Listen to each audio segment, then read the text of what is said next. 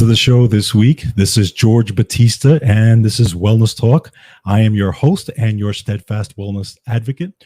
Wellness Talk is a show that goes over the latest in health and healing, nutrition, and supplements. We take the mystery out of supplements, we take the mystery out of health, and we give you tips and tools to empower you to live a healthy life.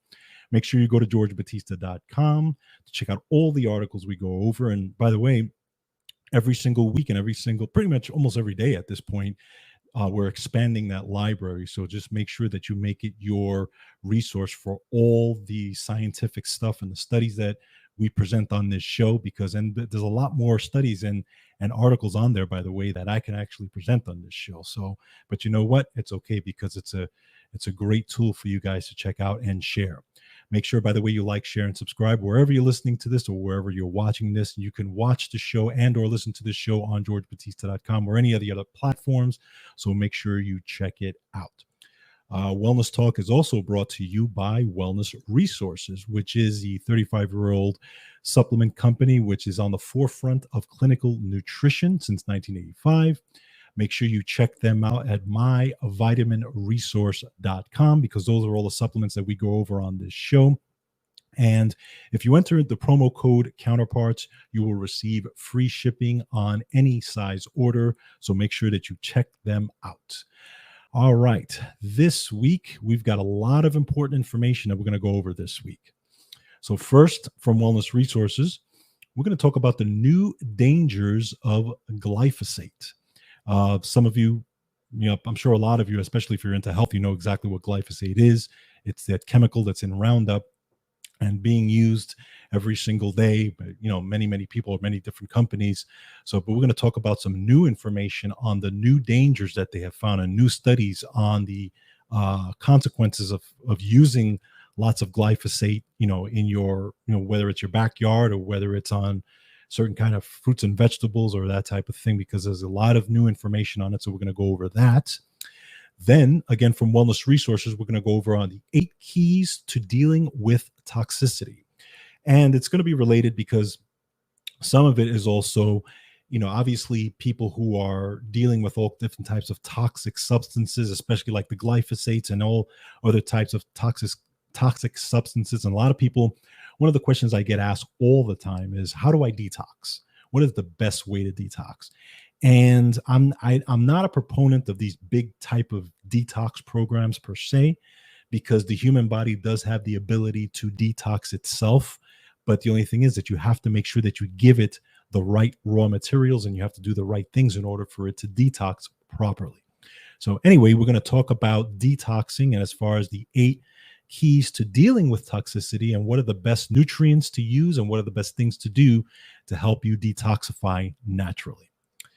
Then we're going to talk about some big science, brand new science on vitamin C. You guys know how I feel about vitamin C. I've talked about it many times on this show. We're going to talk about combining vitamin C with antibiotics destroys cancer stem cells. Again, this is brand new research, and this is from Medical News Today. And this is really good stuff, because I mean, obviously we know vitamin C does some really great things, and they're combining it with antibiotics, and they found an unbelievable benefit when it comes to cancer stem cells. So we're going to go over that science and the research on that, which I think you're going to find very interesting.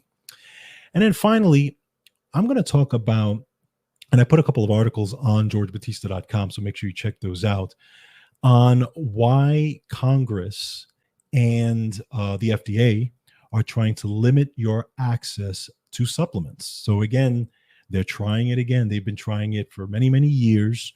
2011, they tried it. They've been trying to do this for many years. And there's a few senators that are on who are really trying to get on board with this and pass some legislation on making it harder for supplement companies to come up with new formulations, and actually making it now that the FDA is actually going to start to regulate some of these formulations.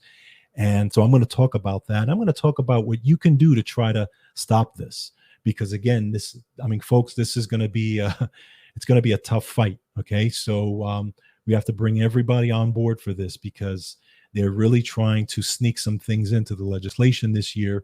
and you guys definitely have to know about it. And hopefully, we can again get this, strike this down, because I mean, it's been done before, but every couple of years or whatever, they try it again. So we're going to go over that. And I'm also going to play a clip um, of Gretchen DeBow, and she talks a little bit about it on a podcast that I think you will find it of interest. So we've got a lot of good information for you this week. So let's get started.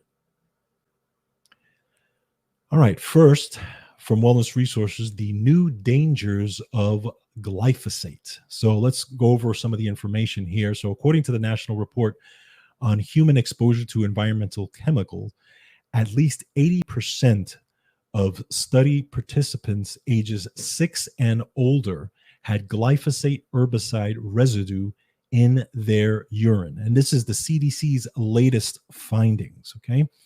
Now, the report showed that the average level of glyphosate residue found in the urine is now 0.411 compared to what the old rates were, 0.314. And that was what was discussed in prior findings. And, this obviously, this glyphosate is linked to Monsanto's Roundup, and Roundup has been, and glyphosate has been linked to a lot of health issues. Okay. So, and America is not alone in this chemical exposure. France recently reported that 99% of the population has glyphosate residue in their urine. So it's crazy. Now, for those of you who don't know what glyphosate is, it's the active ingredient in Roundup. So you can actually go, if you go to your local shop or your local Home Depots or whatever it is, you can find Roundup in there. And it is the most used agricultural herbicide in the world, and the second most common home and garden use. Okay, so in the United States alone, each year, 200 million pounds of glyphosate-based herbicide is used. And this stays in the soil for months. And over the last 40 plus years of use, higher application loads have become necessary as weeds become resistant to this stuff. Okay. And now, one of the things that they have found is that glyphosate, well, actually, when we look back at it, first of all, glyphosate has been considered, okay, as a probable carcinogen, with a compelling link with exposure and development of non-Hodgkin's lymphoma. So it's not like this is, risk-free, okay? The government knows, everybody knows what glyphosate is all about. Now, it's considered a probable carcinogen, but really think about it. A probable carcinogen, you really don't want to get near this stuff. You don't want to be using this stuff, especially in your backyards, okay?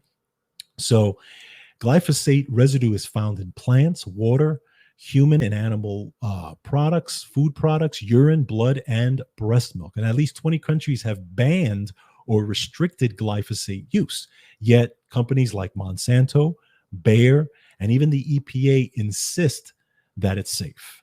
So right there, you really have to kind of think twice about this stuff and make sure, you want to really get educated about this stuff. You don't just want to go out there and believe everything you hear, because honestly, obviously, they're still continuing to let this stuff be sold.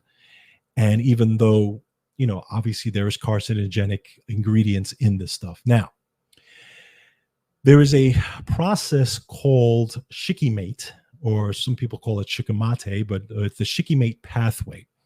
And it's basically what it's responsible for the production of important components in plants, in fungi, and in bacteria, and in humans as well. As a matter of fact, the shikimate process is the process by which plants make amino acids from simple building blocks and simple building block precursors. Okay.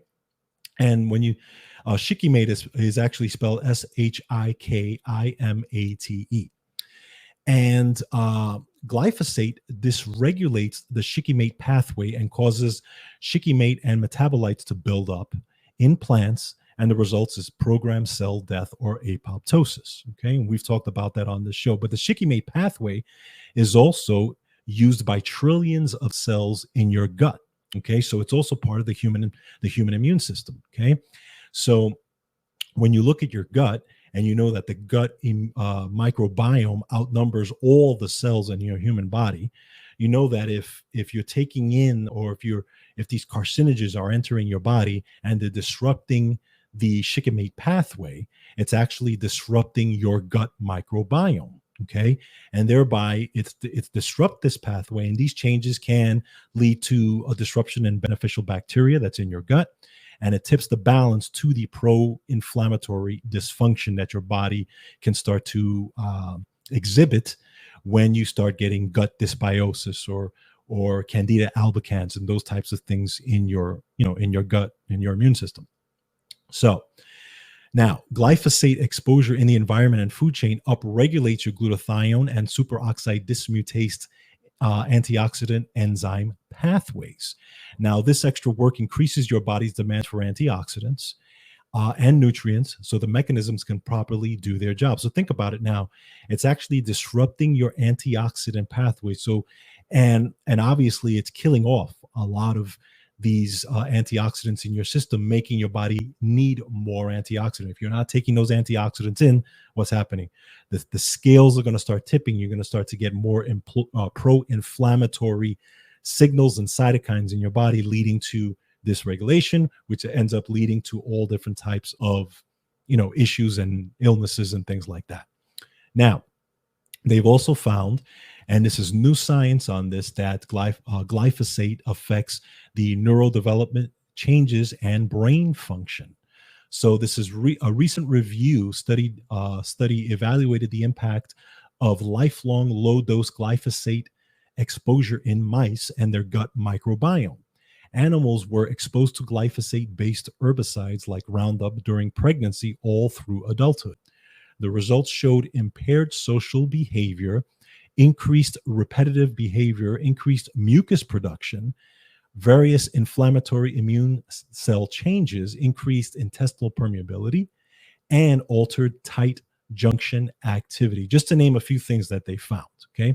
Other research showed that it's been linked with birth defects affecting brain and bone malformations, ranging from cleft lip to Down's syndrome.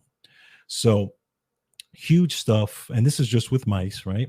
Animal studies showed that chronic prenatal exposure to glyphosate-based herbicides were found to disrupt phosphatidylcholine levels and caused increased use of glutathione in the brain. These biochemical disruptions were linked with neurodegenerative changes, and glyphosate is an endocrine disruptor of estrogen pathways. It also decreases testosterone levels. So now you also have this carcinogen, which is actually disrupting your hormonal levels, men and women.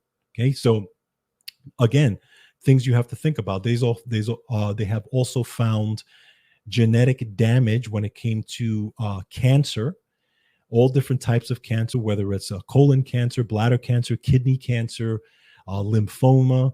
They found a significant correlation was demonstrated with multiple myeloma, large B-cell lymphoma, and non-Hodgkin's lymphoma, and all because of this glyphosate-based exposure, right? So the bottom line is that this is not something to play with, because you have to kind of know what your tolerance is, okay? And it's any of these findings and exposures, except they shouldn't be acceptable to you and your children, okay? So I mean, think about it. Is there a safe level, right? Because they consider it a probable carcinogen, but is there really a safe level? You have to think about that, okay? Does your body have enough nutritional fortification and to manage all this onslaught of chemicals through glyphosate and any other chemical? So you have to think about that, okay? What's your tolerance level? We don't know, okay? So how well you maintain your body, how will you manage not only chronic stress, but chronic inflammation?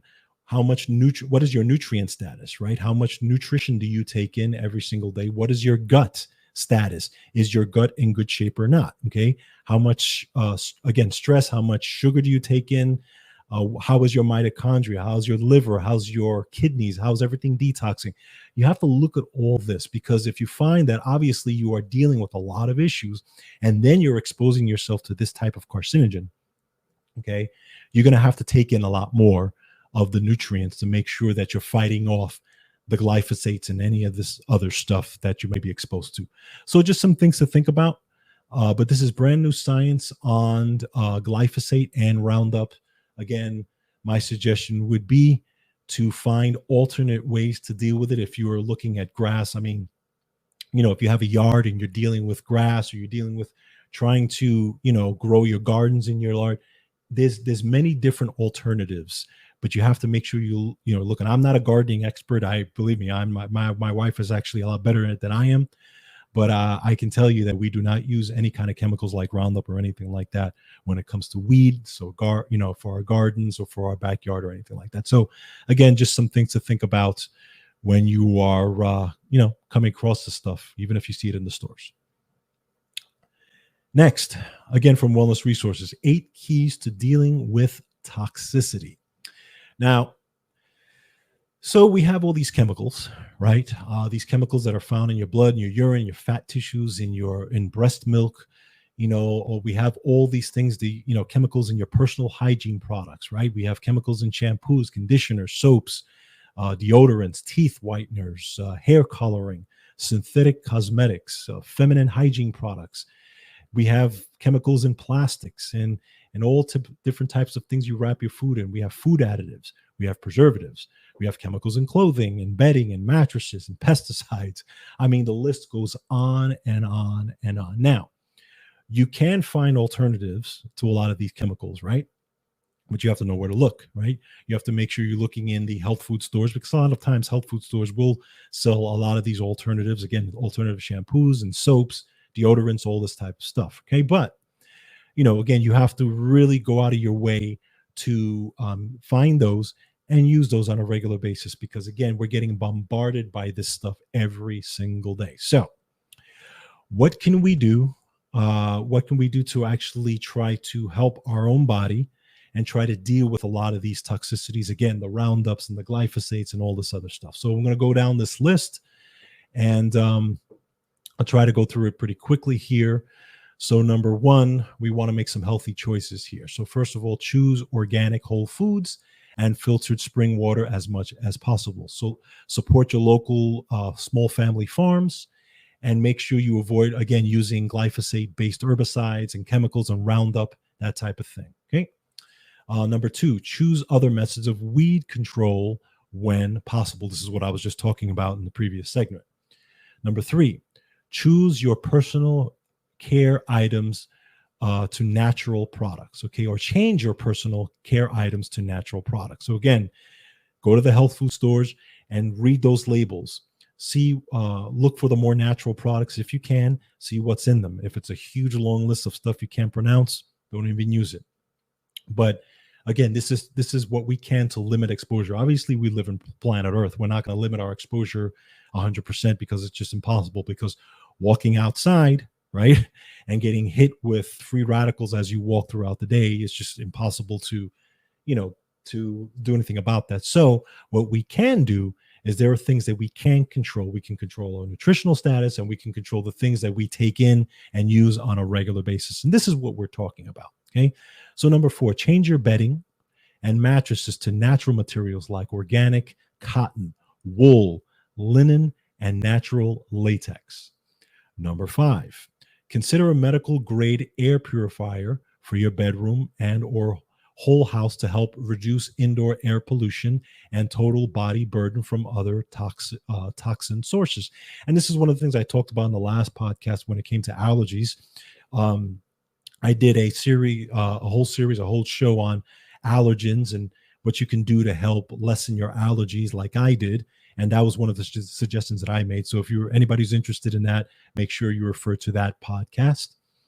Number 6, support your body's needs for detoxification. Physical activity and saunas help you create toxin throughout your skin and breath. And by the way, you can actually get a hot tub or sauna, and there you can get cheaper ones. Now they actually have ones that inflate. They're very good. I know somebody who has one of those. It's really, really cool. And you can use it in the summer. It has the actual motor that you can connect to it. It's like one of those pools that you inflate. Well, they have one that's like a hot tub as well. and you put the chlorine in there and everything, and it's really, really cool. You can get in there and, sauna or hot tub for 20 minutes, get out of it and shut it off. And the temperature gets really high to like 100 or 104. And then in the wintertime, you deflate it, put everything away, and you're good to go. So if those of you don't want to spend thousands of dollars of actually installing a hot tub or something like that in your property or on your deck or anything like that, take a look at that, because those are pretty cool now. Number 7, because your gut microbiome is disrupted from glyphosate-based exposure, again, Roundup, right? You must support your gut every single day. Okay, how do we do that? We can increase your dietary fiber intake to at least 25 to 40 grams of fiber per day. Okay, use pre, pro, and postbiotics to help beneficial gut flora thrive and detoxification. And this is critical. Okay, this is all nutrition for the gut now. Is very, very critical. If you look at wellness resources supplements, which are the ones that we always recommend, take a look at. Top choice is Fiber Helper. It's great. It's tasty. It's cholesterol lowering fiber that can be added to your diet. Take a look at Super Dophilus. Now, this provides the pre and probiotics with 6 beneficial strains of bacteria and FOS, fructooligosaccharides. Okay. So take a look at those supplements when you're looking at that, but also take a look at the foods that you're eating that contain beneficial bacteria: garlic, onions, asparagus, bananas, inulin, pectin, starches, prebiotics, which feed your beneficial bacteria and flora, like kefir, yogurt, fermented vegetables, and that provide probiotics as well. Okay. Postbiotics are the outcome of the fiber that you feed your beneficial bacteria and are also known as short chain fatty acids like butyrate. And postbiotics are critical for bowel movements, for removing waste, and for managing inflammatory reactions. So dietary fiber from unrefined grains, seeds, nuts, fruits, and vegetables, butter, apples, almonds, oats, or bananas, cooked and peeled potatoes, and rice help your gut make short chain fatty acids and postbiotics like butyrate. Now, number 8, nutrition, right? The nutrition, the overall nutrition package, right? Several nutrients have been shown to be helpful and are required in managing metabolic and oxidative stress effects of glyphosate and various cell and animal and in human studies. So we're going to take a look at, again, from Wellness Resources, glutathione, glutathione ultra, activator plus, daily protector, eye and immune, which I love that supplement, by the way, relax mag, muscle mag, trical, quercetin, repair plus, digestive helper, which is the enzymes, and joint oil, and thyroid helper. All these supplements can be used for just overall nutrition when it comes to helping you with this whole process. And then we also have daily detoxify and sulfur plus. They may be used for general purpose detoxification, and they work synergistically with the above products. So check all those products out for Wellness Resources. Again, go to myvitaminresource.com to check those out. But these are just some simple tips and that you can use to help with detoxification. Again, we're all dealing with toxicity, right? Whether it's physical, chemical, or emotional toxicity, we're dealing with it every single day. But do your best to try to deal with it as best as possible and arm yourself as best as you can to get rid of toxicity, and you will be glad that you did. Okay, next. This is a big study now. This is huge, brand new information on vitamin C. And I was excited when I saw this. This is combining vitamin C with antibiotics destroys cancer stem cells. Now, researchers found that a therapy, and by the way, this is from Medical News Today, they found that a therapy involving the antibiotic doxycycline and ascorbic acid, or vitamin C, was up to 100 times more effective for killing cancer stem cells than 2 2DG, which is a molecule currently being tested as an anti-cancer agent.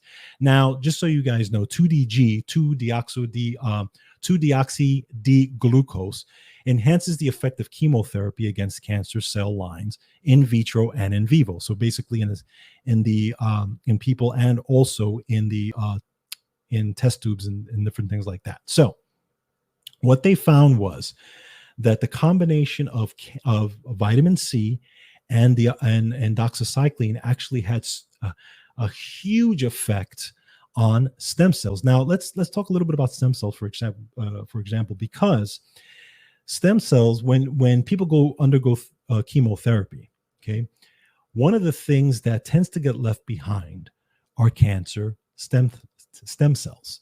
And what ends up happening is, you may get rid of the tumor and that type of thing, whether it's from surgery or chemotherapy. It may shrink the tumor, you may get rid of it through surgery.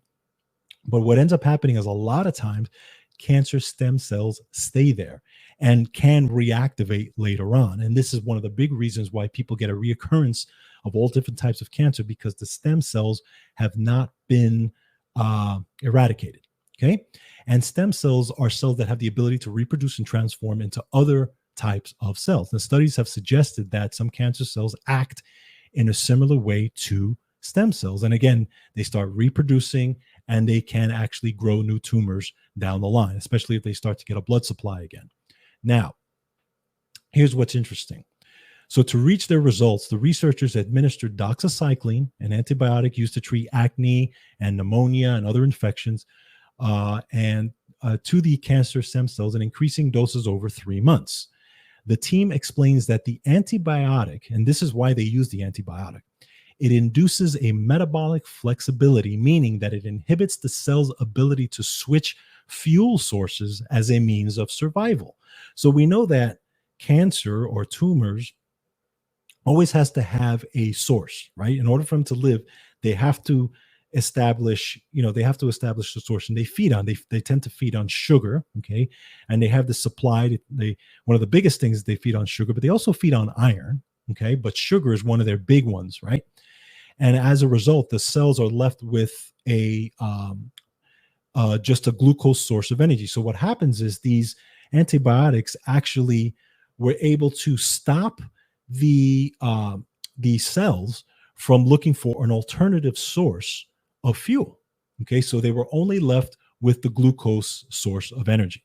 Now, by following up the doxycycline administration with doses of vitamin C, and the only thing I don't like about this is that they didn't say how much vitamin C or how it was administered. That was the only thing I'm not clear on in this. We need more information on this. But when they followed up the doxycycline with the vitamin C, the researchers were also able to remove glucose from the cancer stem cells, which was kind of a second punch that adversely starved the cells to death.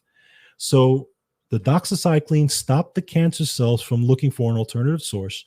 Then the vitamin C came in and was able to remove the glucose, that initial pathway that they were using to fuel themselves, eventually, which starved the cancer stem cells to death and killed them. Okay. And what they found is, and this I'm quoting from the article, in this scenario, vitamin C behaves as an inhibitor of glycolysis, which fuels energy production in mitochondria, the powerhouse of the cell.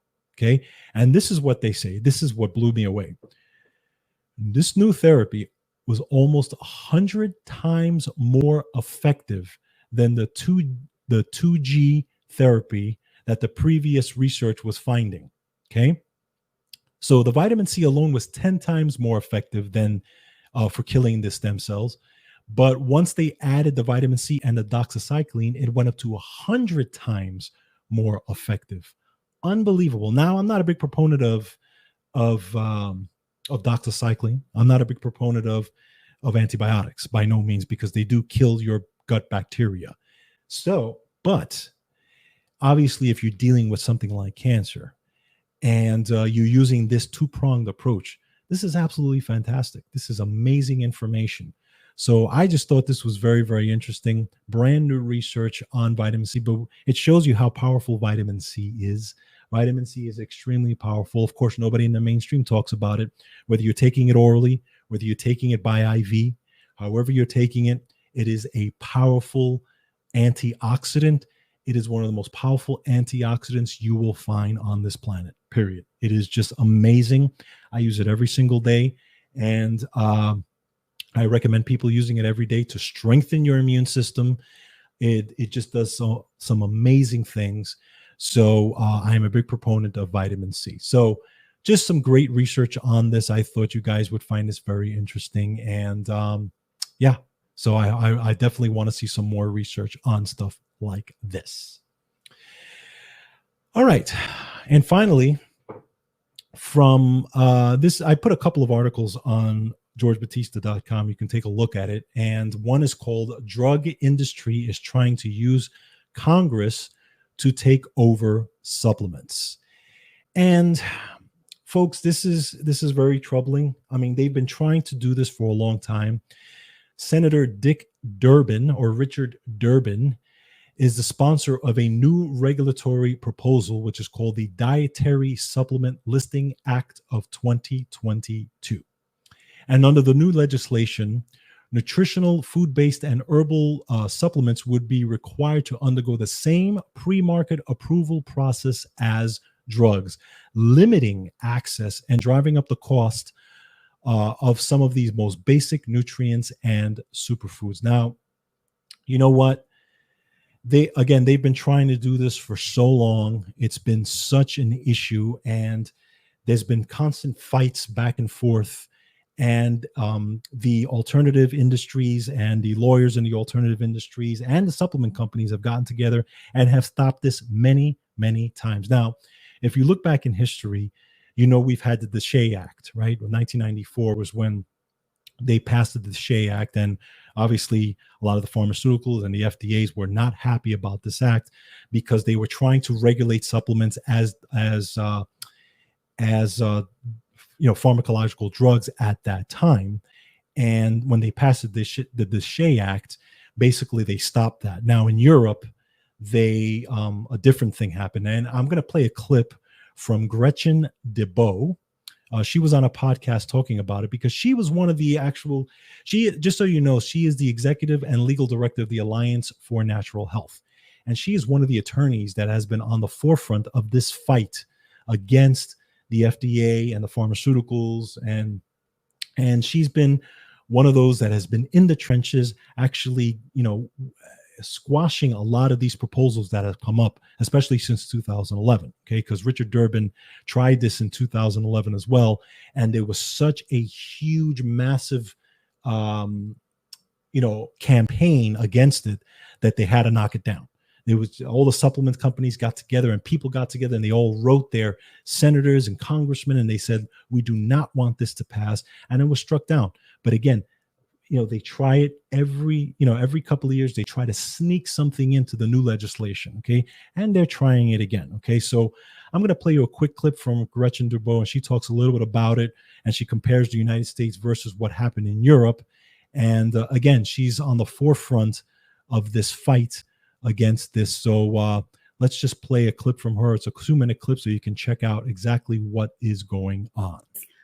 DSHEA passed in 1994. I think you're aware of Dietary Supplement Health and Education Act. That was the culmination of this. When these issues arose, the public got really involved in the U.S. and pushed back and said, no, you can't take our supplements. And we had some champions on the Hill, Senators Hatch and Harkin, and it was a really big to-do. You even had Mel Gibson doing PSAs. I mean, everybody got involved. And the result of that was that Congress said dietary supplements are to be regulated as food and not drugs. But that didn't really happen in the EU. The EU, the powers that be that are working on this sort of framework, were successful. And so you can see today what's happened in the EU and where we are in the US. So the EU went along this trajectory, and these things take a long time. As you know, policy takes decades. But where they are today, you have many countries within the EU have eliminated access to high-dose supplements. For example, you really can't find more than 1,000 IUs of vitamin D anywhere. They're limiting magnesium. They limit magnesium in all forms, because they look at magnesium oxide, which is one form that has a tendency to create side effects of loose stools. So they look at the most, I guess, sensitive supplement version that can cause more side effects in individuals and use that to regulate all versions of that supplement. Because of that, they eliminate access to magnesium glycinate, which we use to, sleep and help maintain good magnesium levels all the time, to really low levels. So, and in addition, they've also limited what you can say about supplements. There's incredible censorship over in Europe.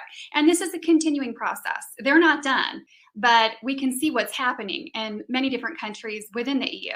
So that's that's the goal. That's the end goal. In the US, we did have DSHEA, and that was a huge blow for big pharma and the powers that be. So since the early 1990s, they've been trying to kind of find a way to reverse this. And that's where you come in with current efforts from the FDA and Senator Durbin that we're working on and have been working on since 2011. So that's what's going on right now. And folks, I'm going to tell you, if the supplements end up having, if this passes and the supplements have to go through this pre-market process, okay, pre-market approval process, any new formulation of a supplement. So let's say, for example, a supplement company wants to add a new ingredient to their supplements. They want to change the formulation or anything like that. It's going to have to go through the FDA. And the FDA is going to have to look at that, and it's going to have to go through what's called this pre-market approval process. Number one, it's going to cost a load of money for these supplement companies who, frankly, a lot of these small supplement companies don't have the money to be doing this type of thing. And number two, it gives the FDA the power, because the FDA can look at that and say, nope, sorry, we don't like the way this looks.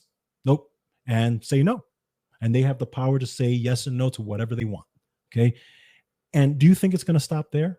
It's not going to stop there. Of course not. That'll be one little piece. Eventually, they will start to put in more regulation to eventually try to eliminate, just like the EU did, right? Just to try to eliminate your access to dietary supplements. And folks, any of you, if you want to keep your access to supplements, even if it's just a multivitamin or whatever it is, okay, you need to to take some action here. Now, the articles that I put up on georgebatista.com at the bottom have a link where you can actually send an email to your local representatives and basically say what your displeasure is on this. The more that people get involved in this process, the better chance we have of striking this legislation down, because they're trying to sneak it in. They're trying to sneak it into all these other type of big bills. And this is how a lot of this stuff gets done. And I guarantee you do not want the FDA to have say over new formulations, over how much of the vitamin you should be able to take or not take, or how much is available. Again, like the European Union has done. You don't want it to go that way. And like she said, they're not going to stop in the European Union. Okay. They're already working on stuff to make it even worse. And we don't want to head down that path. So my suggestion, again, if you guys are really want to stop this process or just want to fight for this process, write your local representatives, tell them that you do not want this thing passed. Okay. And, help the supplement companies out. We're just trying to get people healthy. That's all we're trying to do. We're trying to get people healthy, because if they limit your access to supplements, what else will they do? Right. They've already tried to force us to take all different types of therapies, right? They've been doing that the last couple of years. They're trying to force people to take all different types of drugs. And, what I'm saying is we want to take responsibility for our health, so we don't have to take those therapies, so we don't have to take those drugs, right? Because we know what those drugs come with. We know what the side effects of those drugs come with. We know how many people die.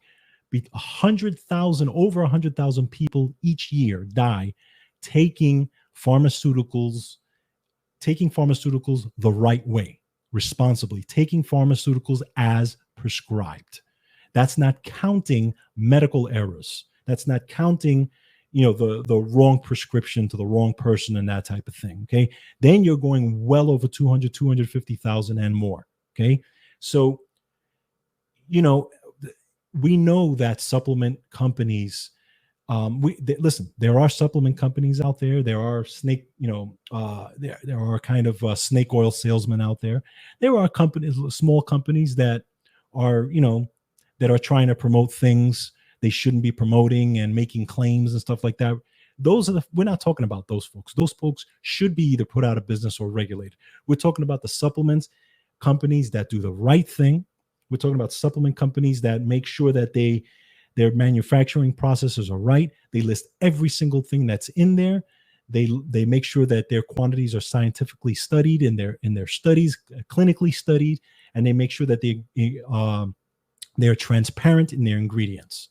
Okay, those are the supplement companies that you want. Those are the supplement companies that we work with, and the ones that you want to make sure that we continue to have good access to. Okay, so all I'm saying is, if you don't want to hand over the power to the FDA, please, please, please, I beg you, any of you folks, make sure you write your local representatives, tell them that you are displeased with this and that you do, that you have a problem with this and that you want to make sure that this thing gets, struck down, period. Okay. Because again, folks, they're not going to stop there. I guarantee you they're not going to stop. They've been doing this since the Shea passed in 1994. Again, 2011, they tried this type of stuff. They try it every couple of years. And, we have to continue to fight. So that's just my soapbox for today. But I'm going to keep harping on this because, I want my access, put it that way. Okay. I don't want to have to ask the FDA what I need to do, put it that way. All right. So that's it. All right. So anyway, thank you for joining me this week. Hope you guys have a great week. Hope you take care of yourselves and each other. And as always, take control of your health. Bye-bye now.